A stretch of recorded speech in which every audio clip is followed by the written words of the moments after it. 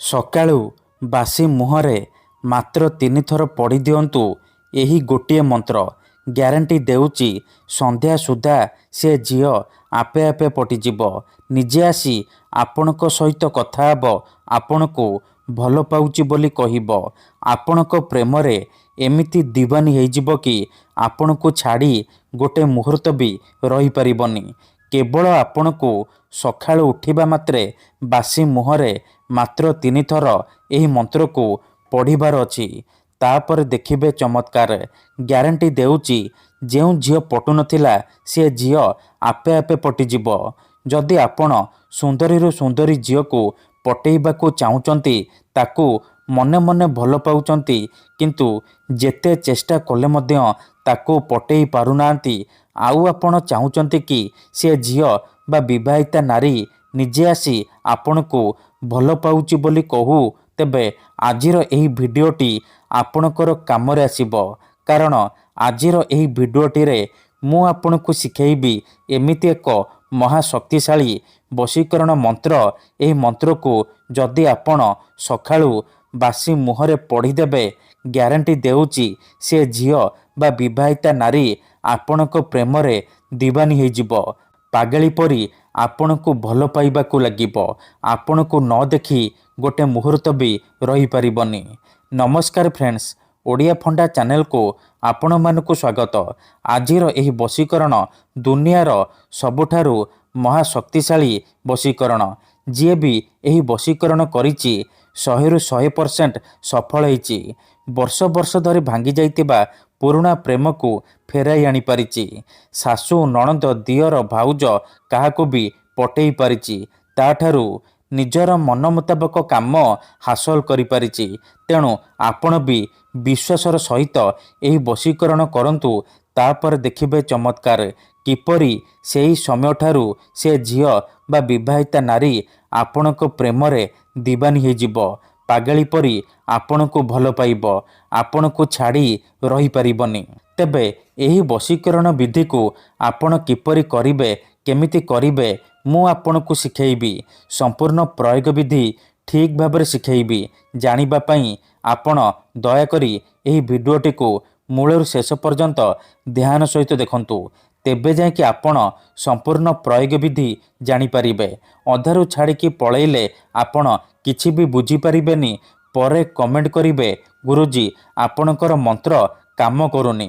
ଦେଖନ୍ତୁ, ବଶୀକରଣ ଭିଡ଼ିଓ ଦେଖିବା ପୂର୍ବରୁ ଛୋଟିଆ କଥା ଜାଣି ରଖନ୍ତୁ। ଯେଉଁପରି ଆପଣ ଭଗବାନଙ୍କୁ ମାନୁଛନ୍ତି, ଭଗବାନଙ୍କ ଉପରେ ବିଶ୍ୱାସ ରଖିଛନ୍ତି, ନିଜର ସବୁ ଦୁଃଖ କଷ୍ଟ ଅସୁବିଧା ଭଗବାନଙ୍କୁ ଜଣାଉଛନ୍ତି, ଯଦି ସେ ଅସୁବିଧାର ସମାଧାନ ନ ହେଲା, ତାର ମାନେ ନୁହେଁ କି ଭଗବାନ ନାହାନ୍ତି। ସେହିପରି ମନ୍ତ୍ର ତନ୍ତ୍ର ହୁଏ, ବଶୀକରଣ କାମ କରେ, କିନ୍ତୁ ଏହାକୁ ଆପଣଙ୍କୁ ସିଦ୍ଧ କରିବାକୁ ପଡ଼ିବ। ପ୍ରୟୋଗ ବିଧିକୁ ଠିକ୍ ଭାବରେ କରିବାକୁ ପଡ଼ିବ। ତେବେ ଯାଇ ମୁଁ ଆପଣଙ୍କୁ ଗ୍ୟାରେଣ୍ଟି ଦେଉଛି ଆପଣ ଯେତେ ସୁନ୍ଦରୀ ଝିଅ ବା ସୁନ୍ଦରୀ ନାରୀକୁ ଚାହିଁବେ, ତାକୁ 100ରୁ 100% ପଟେଇ ପାରିବେ। ତାକୁ ନିଜ ପ୍ରେମରେ ଦିୱାନୀ କରି ତାଠାରୁ ନିଜର ମନ ମୁତାବକ କାମ ହାସଲ କରିପାରିବେ। ତେବେ ବଶୀକରଣ କରିବା ପୂର୍ବରୁ ବଶୀକରଣ ବିଷୟରେ କିଛି ଜାଣି ରଖନ୍ତୁ। ବଶୀକରଣ କ'ଣ ପାଇଁ କରାଯାଏ?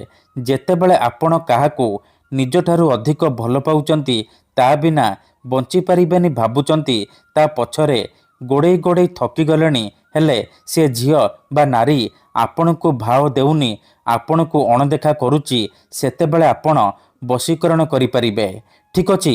ବଶୀକରଣର ମାନେ ହେଉଛି ନିଜର ଭାବନାକୁ ଅନ୍ୟର ଦିମାଗରେ ପହଞ୍ଚେଇବା। ନିଜର ଭଲ ପାଇବାକୁ ଅନ୍ୟର ଦିମାଗରେ ପହଞ୍ଚେଇବା, ମାନେ ସେ ଝିଅ ବା ବିବାହିତା ନାରୀର ଦିମାଗରେ ପହଞ୍ଚେଇବା। ତେଣୁ ମନରେ କୌଣସି ଖରାପ ଉଦ୍ଦେଶ୍ୟ କିମ୍ବା କୌଣସି ଖରାପ କାମ ପାଇଁ ଆପଣ ଏହି ବଶୀକରଣ ମନ୍ତ୍ରକୁ ପାଠ କରିବେନି। ଠିକ୍ ଅଛି? କାହିଁକି ନା ଏହି ବଶୀକରଣ ମନ୍ତ୍ର ହେଉଛି ସବୁଠାରୁ ସହଜ କିନ୍ତୁ ମହାଶକ୍ତିଶାଳୀ ବଶୀକରଣ ମନ୍ତ୍ର। ଏହି ମନ୍ତ୍ରକୁ ଯଦି ଆପଣ ସକାଳୁ ଉଠିବା ମାତ୍ରେ ବାସି ମୁହଁରେ ପଢ଼ିଦେବେ, ସେପଟେ ସେ ଝିଅ ବା ବିବାହିତା ନାରୀ ଆପଣଙ୍କ ଆଡ଼କୁ ଆକର୍ଷିତ ହେବାକୁ ଲାଗିବ, ବିଚଳିତ ହୋଇ ଉଠିବ। ଯେପର୍ଯ୍ୟନ୍ତ ଆପଣଙ୍କୁ ଦେଖିନି, ଆପଣଙ୍କ ପାଖକୁ ଆସିନି, ସେ ଖାଲି ଛଟପଟ ହେବ। ତେଣୁ ଯଦି ଆପଣ ଏହି ବଶୀକରଣ କରିବାକୁ ଚାହୁଁଛନ୍ତି, ସେ ଝିଅ ବା ବିବାହିତା ନାରୀକୁ ପଟେଇବାକୁ ଚାହୁଁଛନ୍ତି, ତାକୁ ନିଜ ବଶରେ କରି ତାଠାରୁ ନିଜର ମନ ମୁତାବକ କାମ ହାସଲ କରିବାକୁ ଚାହୁଁଛନ୍ତି, ତେଣୁ ମୋର ଆପଣମାନଙ୍କୁ ଅନୁରୋଧ କି ଆପଣ ଭିଡ଼ିଓଟିକୁ ଶେଷ ପର୍ଯ୍ୟନ୍ତ ଦେଖିବେ। ବିଧିଟି ଜାଣିବା ପୂର୍ବରୁ ଯଦି ଆପଣ ଆମ ଚ୍ୟାନେଲକୁ ପ୍ରଥମ ଥର ଆସିଛନ୍ତି, ତେବେ ଦୟାକରି ଚ୍ୟାନେଲକୁ ସବସ୍କ୍ରାଇବ୍ କରି ପାଖରେ ଥିବା ବେଲ୍ ଆଇକନ୍କୁ ମଧ୍ୟ ଦବାଇ ଦିଅନ୍ତୁ, ଯାହାଦ୍ୱାରା ଆମେ ଯେଉଁ ବି ଭିଡ଼ିଓ ଅପଲୋଡ଼ କରିବୁ ସର୍ବପ୍ରଥମେ ଆପଣ ଦେଖିପାରିବେ। ତେବେ ମନେ ରଖନ୍ତୁ, ଏହି ବଶୀକରଣ ବିଧିକୁ ଆପଣ କେଉଁ ବି ବାରରେ କରିପାରିବେ, କିନ୍ତୁ ଯେବେ ବି କରିବେ ସକାଳୁ ବାସି ମୁହଁରେ କରିବେ। ବିନା ହାତ ଗୋଡ଼ ଧୋଇକି ସକାଳୁ ବାସି ମୁହଁରେ କରିବେ। ପ୍ରଥମେ ଆପଣ କ'ଣ କରିବେ, ଯେତେବେଳେ ରାତିରେ ଶୋଇବା ପାଇଁ ଯିବେ, ଗୋଟିଏ ଗ୍ଲାସରେ ଚିନି ପାଣି ଆଣିବେ। ତାପରେ ସେ ପାଣି ଗ୍ଲାସକୁ ନିଜ ସାମ୍ନାରେ ରଖିବେ। ତାପରେ 7 ଥର ସେ ଝିଅ ବା ସ୍ତ୍ରୀର ନାମ କହିବେ, ଯାହାକୁ ଆପଣ ପଟେଇବାକୁ ଚାହୁଁଛନ୍ତି। ପ୍ରଥମେ ଆପଣ ତାକୁ ମନେ ମନେ ଭାବିବେ, ତାର ମୁହଁକୁ ନିଜ ମନରେ ଭାବିବେ। ତାପରେ 7 ଥର ସେ ଝିଅ ବା ସ୍ତ୍ରୀର ନାମ କହି ପାଣି ଗ୍ଲାସରେ 3 ଥର ଫୁଙ୍କିଦେବେ। ତାପରେ ସେ ପାଣି ଗ୍ଲାସକୁ ଖଟ ତଳେ ରଖିକି ଶୋଇପଡ଼ିବେ। ଯଦି ଆପଣ ଖଟରେ ଶୋଉନାହାନ୍ତି, ତଳେ ଶୋଉଛନ୍ତି, ତେବେ ଆପଣ ସେ ପାଣି ଗ୍ଲାସକୁ ନିଜର ମୁଣ୍ଡ ପାଖରେ ରଖିକି ଆପଣ ଶୋଇପଡ଼ିବେ। ସକାଳୁ ଉଠିବା ମାତ୍ରେ ବାସି ମୁହଁରେ, ବିନା ହାତ ଗୋଡ଼ ଧୋଇ ବାସି ମୁହଁରେ ଆପଣ ଆଖି ବନ୍ଦ କରିକି ସେଇ ଝିଅ ବା ବିବାହିତା ନାରୀକୁ ମନେ ମନେ ଭାବିବେ, ତାର ମୁହଁକୁ ନିଜ ମନରେ ଭାବିବେ। ତାପରେ ଏହି ମନ୍ତ୍ରକୁ ମାତ୍ର 3 ଥର ପଢ଼ିବେ। ତାପରେ 3 ଢୋକ ପାଣି ଆପଣ ପିଇଦେବେ। ଦେଖନ୍ତୁ, ମନେକର ଆପଣ ଯେଉଁ ଝିଅ ବା ନାରୀକୁ ପଟେଇବାକୁ ଚାହୁଁଛନ୍ତି ତାର ନାମ ହେଉଛି ସବିତା, ତେବେ ଆପଣ ମନ୍ତ୍ରକୁ ଏହିପରି ପଢ଼ିବେ, ସବିତା ତୀବ୍ର ବଶୀଭୂତଂ, ସବିତା ତୀବ୍ର ବଶୀଭୂତଂ। ଥରେ ଆପଣ କହିବେ ସବିତା ତୀବ୍ର ବଶୀଭୂତଂ, ଗୋଟିଏ ଢୋକ ପାଣି ପିଇଦେବେ। ଆଉ ଥରେ କହିବେ ସବିତା ତୀବ୍ର ବଶୀଭୂତଂ, ଆଉ ଗୋଟିଏ ଢୋକ ପାଣି ପିଇଦେବେ। ଏହିପରି ଆପଣ ଲଗାତାର 3 ଥର କହିବେ, ଆଉ 3 ଢୋକ ପାଣି ଆପଣ ପିଇଦେବେ। ଏହିପରି ଆପଣ ଲଗାତାର 3 ଦିନ ପର୍ଯ୍ୟନ୍ତ ସକାଳୁ ଉଠିବା ମାତ୍ରେ ବାସି ମୁହଁରେ କରିବେ। ମନେ ରଖନ୍ତୁ, ଏହି ବିଧିକୁ ଆପଣ ଅଧାରୁ ଛାଡ଼ିବେନି। ଲଗାତାର 3 ଦିନ ପର୍ଯ୍ୟନ୍ତ ସକାଳୁ ଉଠିବା ମାତ୍ରେ ବାସି ମୁହଁରେ ଏହିପରି କରିବେ।